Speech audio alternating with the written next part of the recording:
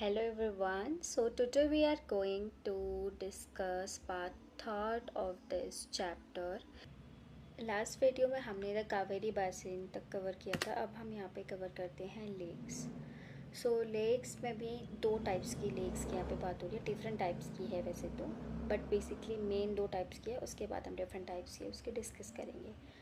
सबसे पहले आता है परमानेंट लेक्स. परमानेंट लेक्स नाम से ही पता चल रहा है कि जो हमेशा बनी हुई रहती है, जैसे कि डल लेक हो गया जो कि कश्मीर वैली में पड़ता है और टूरिस्ट वहाँ पे घूमने के लिए जाते हैं. सीजनल लेक्स होती हैं कि सीज़न टू सीज़न आती हैं, थ्रू आउट ईयर्स नहीं रहती हैं. तो ये है सांभर लेक जो कि बेसिकली राजस्थान में पड़ता है.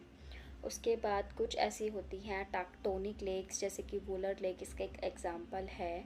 और ये बेसिकली जब कुछ मूवमेंट्स होती है अर्थ क्रस्ट में या उसमें शिफ्ट आ जाती है, तब ये लेक अपने आप जो है बनती हैं.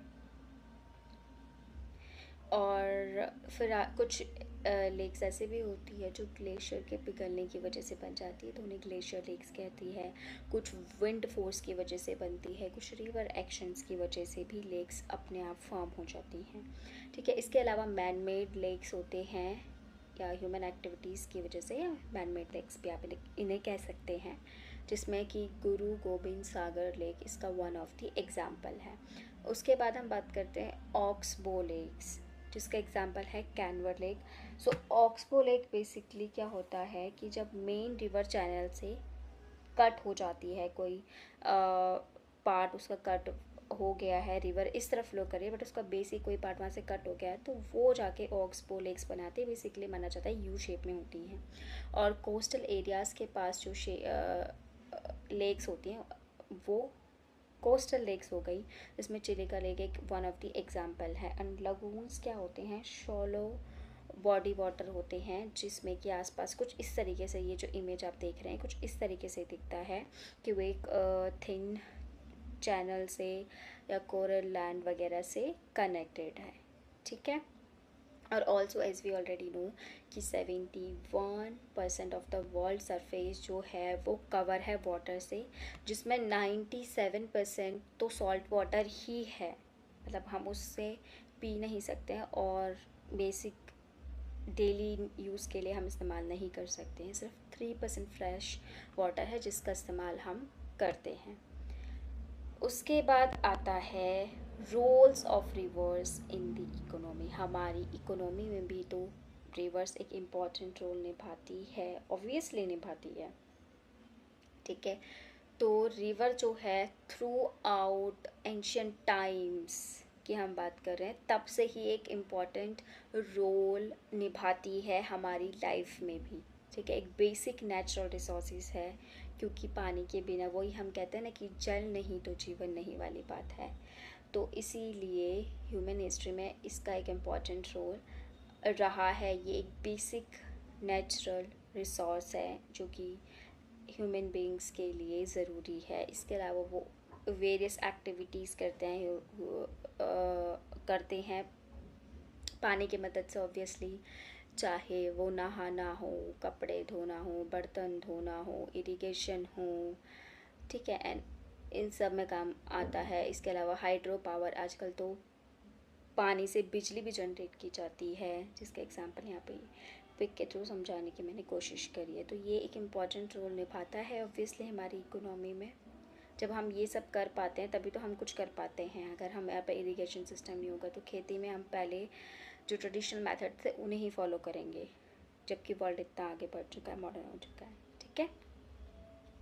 उसके बाद बट साथ ही कई समस्याएं भी है इस पर. रिवर पॉल्यूशन है, जिससे कि क्वालिटी ऑफ वाटर पे क्वेश्चन आ जाता है. ठीक है. अब क्वालिटी ऑफ वाटर पे क्वेश्चन आ जाता है. डोमेस्टिक हो गया, इंडस्ट्रियल हो गया, एग्रीकल्चरल नीड्स हो गया, डिमांड्स हो गया, इस सब में वाटर की ज़रूरत पड़ती है. बट इसके साथ ही रिवर पॉल्यूशन कैसे बढ़ रहा है. ठीक है. एक तो अनट्रीटेड सीवेज होता है, हम कूड़ा कहीं पे भी फेंक देते हैं, फिर वहीं फंस जाता है. जैसे कि हम देखते हैं अपनी यमुना नदी का हाल. और गंगा नदी का भी हाल, और इंडस्ट्रियल वेस्ट होता है। इंडस्ट्रीज़ आजकल ऐसे बनाती है कि जो उसका वेस्ट का पानी होता है वो जो उसके आसपास की नदी होती है उसमें जाता है, उसमें केमिकल्स वगैरह जाते हैं, उसे ही हम या कोई जानवर कंज्यूम कर रहे होते हैं, जिसकी वजह से उनकी डेथ वगैरह पड़ती है। तो ये सब रिवर पॉल्यूशन को भी दर्शाता है, उसके इम्पैक्ट को भी दर्शाता है। बट ऐसा नहीं है कि गवर्नमेंट इससे अवेयर नहीं है, गवर्नमेंट इससे अवेयर है, इसीलिए वो वेरियस जो है एक्शन प्लान्स को चला रही है ताकि रिवर पॉल्यूशन को कम किया जा सके। क्योंकि पॉल्यूशन के अंदर एक कैटेगरी रिवर पॉल्यूशन आता है, टाइप्स ऑफ पॉल्यूशन में रिवर पॉल्यूशन एक टाइप होता है, ठीक है। तो इसमें हम ये भी बात करते हैं साथ ही कि जैसे एक प्रोग्राम की बात कर रही है, सिर्फ गवर्नमेंट ही नहीं, इवन आपके एनजीओज़ होते हैं या जो अवेयर पीपल होते हैं वो भी इसमें एक इम्पॉर्टेंट रोल निभाते हैं।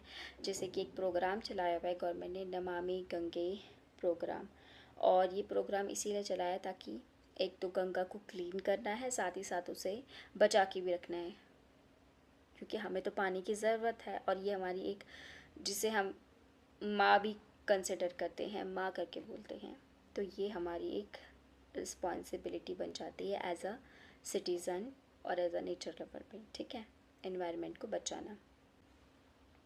उसके बाद यहीं पे ये चैप्टर ख़त्म होता है। अब हम इसे कंक्लूड करते हैं। हमने इसमें क्या क्या डिस्कस किया, like we have discuss the drainage system in India. Drainage system मतलब basically river system in India में हमने डिस्कस किया है। The Indian rivers which are the main sources of drainage are divided into two parts में हमने उसे divide करा है। बेसिकली द हिमालयन रिवर्स, जिनके अंदर हमने गंगा, इंडस एंड ब्रह्मपुत्र को डिस्कस किया था। उसके बाद पेनिनसुलर रिवर्स, जिसमें कावेरी, गोदावरी, तापी, कृष्णा, इन सबको हमने डिस्कस करा था। So the Himalayan rivers are perennial, हमें पता है कि ये थ्रू आउट ईयर रहती हैं या परमानेंट रिवर्स हैं, ठीक है। बट पेनिनसुलर रिवर्स जो हैं वो सीजनल रिवर्स हैं। We also learn about the role of the rivers in the economy, कैसे इकोनॉमी में इम्पोर्टेंट रोल निभा रही है।